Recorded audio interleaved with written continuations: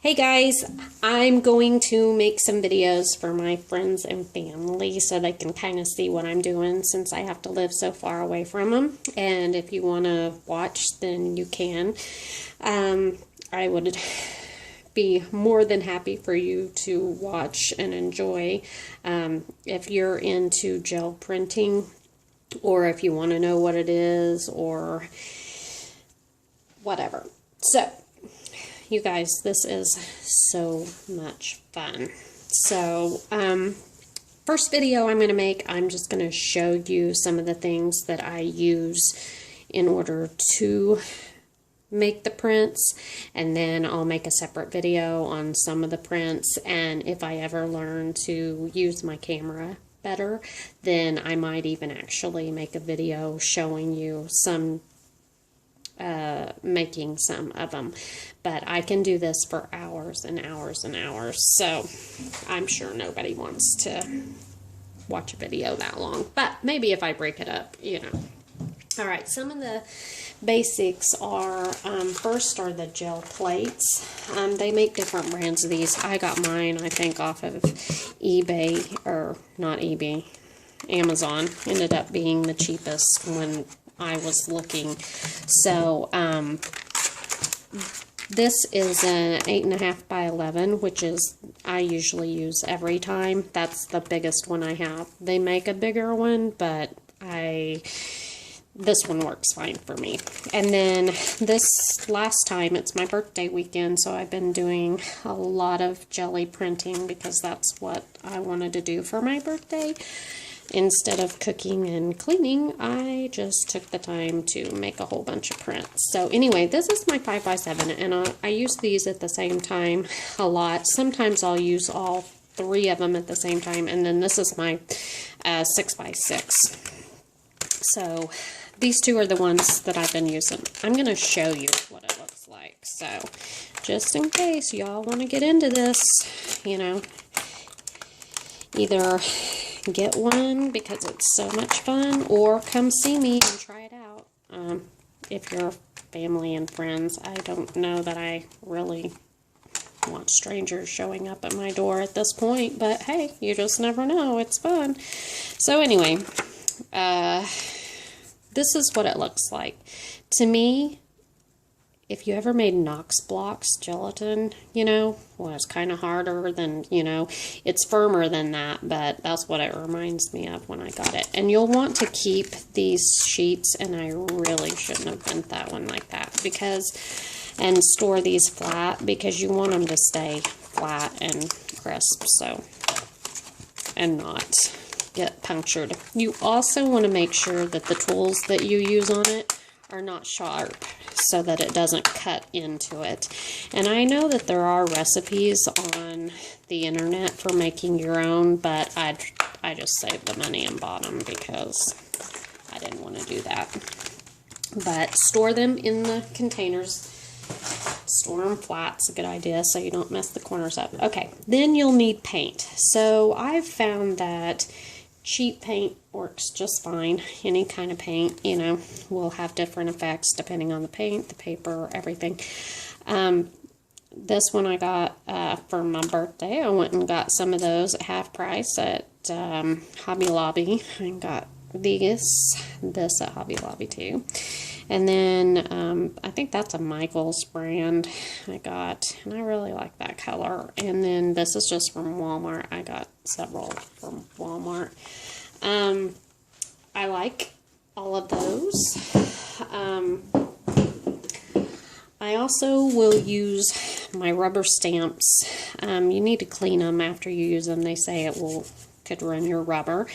And so I do make sure and clean my stamps off really good. My stencils are another thing. At first, I would always clean my stencils, but then I saw other people doing it and not cleaning their stencils, and so I've just been doing that. But anyway, there's a rubber stamp that I have used, and then I have all of these clear stamps, and I go ahead and wash them off too. Sometimes I just take a toothbrush and wash them, and I do have some different textures and a block. So I'll use those. I do mine in several layers. Then I have some border punches that I use. I punched out these on kind of heavier paper, and then that's a border punch that I flipped it over and did the border punch and kind of made this lacy one. I'll use that like as a stencil. And one of my favorite things to use is bubble wrap. I have this bubble wrap that has the tiny little bubbles, and I love that effect. And then I have regular bubble wrap, and I will use that. I can use that in two different ways. First of all, I can press it into the plate and it makes texture on the plate, and then the leftover paint that's on it I can put on a top of a different piece. So here's a 6x6 stencil, and what I'm going to say that I personally like with my stencils is something that has a wider opening, because when you put the stencil on top of the paint on the jelly thing, and then you put a piece of paper on top of it to take off the paint inside the spaces, it's easier in a wider open stencil. Unlike this one, which I use a lot, you'll see it in my prints, has some that are smaller and they're harder to get the paper in there. You really have to pay attention. But I love this stencil, and you can see that it's well used and loved. So then I use a lot of wax paper, and what I do is I have several sheets that I cut like 3 foot long or so, and I have a table that's just for wet prints, because you have to do something with them while they're wet so they don't just you can't pile them on top of each other, they'll stick. But if you put wax paper, and so I have several long sheets of this, and I just keep it, roll it up, and I reuse it every time. And sometimes I even print on the wax paper. It's kind of a neat effect. So I also have just a notebook for cleaning off my brayer. And, when I have extra paint and I want to go with a different color and I just need to clean it off, or sometimes I'll put my stencil down in here, the underside of it. But I use that a lot on other papers too, but I like the way these look, and I'll probably use them too. So, this, very important. That's the brayer. And I try to clean it off every time, but as you can tell that it's harder to get it off the handle and stuff, but that doesn't affect it as long as it'll roll. So, brayer's very important.